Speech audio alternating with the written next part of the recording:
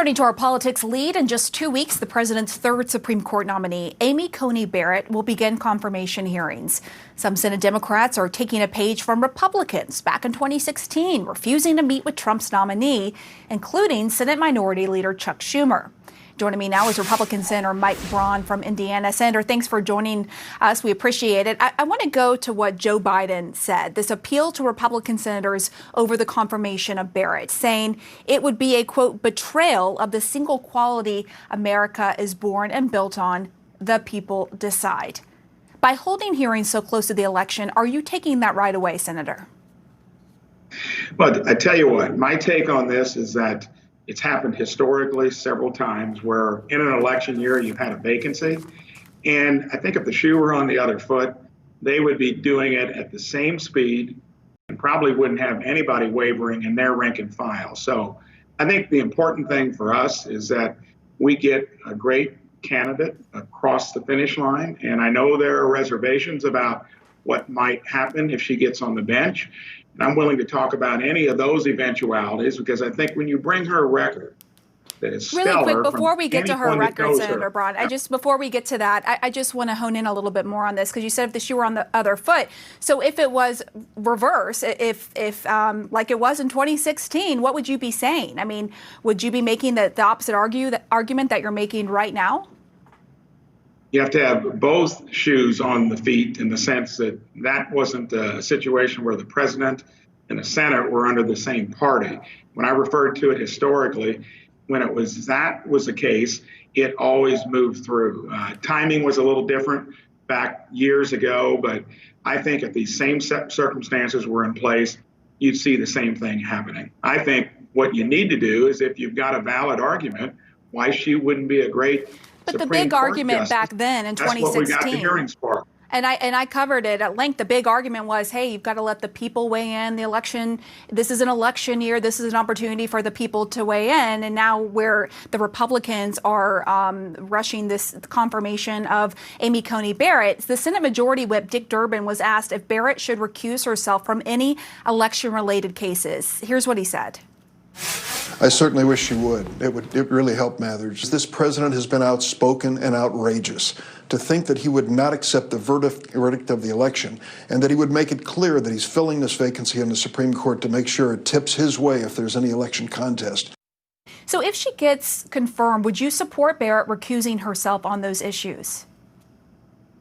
I don't think she needs to recuse herself because I think when we've got the opportunity to put someone on the bench of her quality to where she is so sharp in her opinions, it's said up front that she will be a constitutionalist, even if for some reason she would lean policy-wise. And that's the reason we need more people like her to where they can separate the two, not legislate from the bench.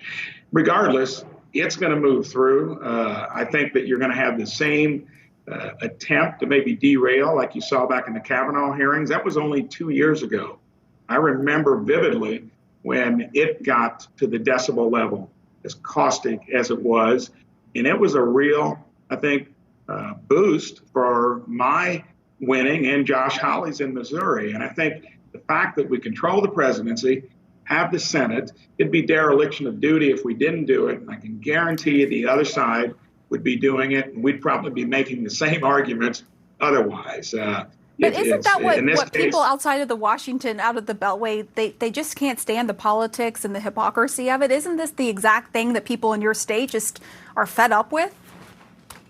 I think in my state, clearly, from all the feedback I'm getting, they want to see this process move forward because they think we have an excellent opportunity to put someone on the bench along the lines of a Scalia, someone that's going to go there, that's got an intellect judicially as good as anyone and will be there not legislating from the bench, but giving opinions that make sense constitutionally. Okay, I want to ask you about this New York Times reporting President Trump paying zero federal income tax for 11 of the 18 years.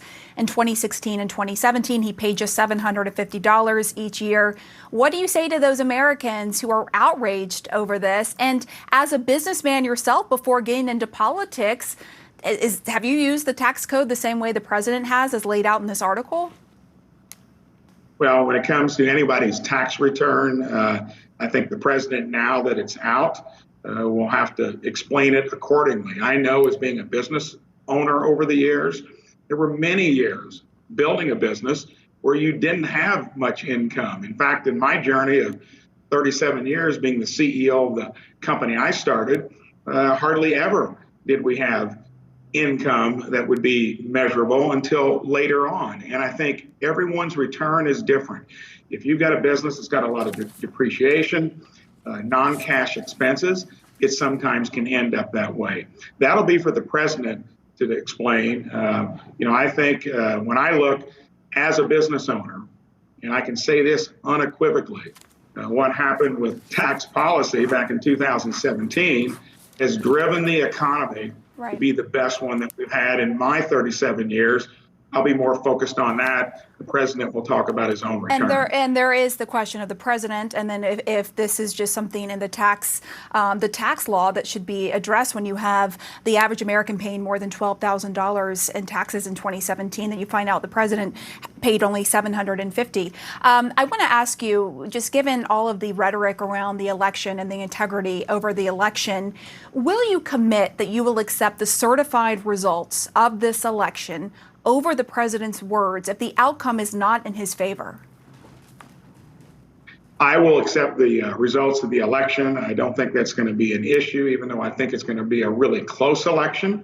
And we could have several situations that will be reminiscent of what happened in Florida years ago. I have full confidence in the American system that we will sort through it and that there will be a validated winner, and whoever that is will lead us for the next 4 years, and whoever loses will accept it. So you will accept that. Okay, we'll accept the certified results. All right, Senator Mike Braun, thank you so much. We appreciate you coming on the show. Good to be on. Well, he is the face of Russia propaganda and